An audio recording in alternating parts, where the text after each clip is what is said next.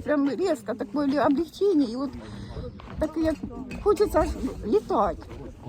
Не, серьезно, я дышать. Ну, расскажите для контекста, что было вообще, то есть Ой, дышать если тяжело было. честно, было вообще, я не могла не дышать, один день вообще не ела ничего. 3 месяца, уже 3 месяца я пытаюсь, я без таблеток спать не могла. Я ложусь, кашель, задыхалась до рвот. Вот я кашляю, такого, как бы сказать, там, Сегодня тоже было такое состояние, да? немного было. Я тут пока не нагнулся. Первый раз мы помолились, вы уже Да, почувствовали? я сразу почувствовала, да, такое ощущение, что, блин, какое-то, что-то отпало.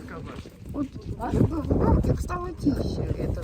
А второй раз, это вообще, я прямо тут в этой, дверь открылась внутри. Вот честно, я серьезно, вот я Да, слава Богу. и дышать легче стало, а то я задыхаюсь. Иисус и всё. любит вас.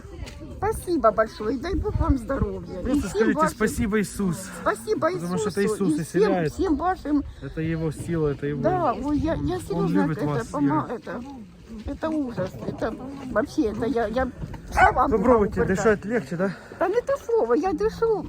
Прям, ну, як обычно я дышала.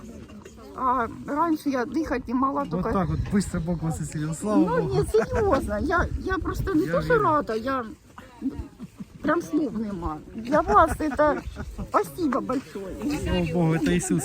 Дай Бог вам здоровья. Слава Богу. Не, серьезно. Может, теперь покушать. Тепло пошло в везде.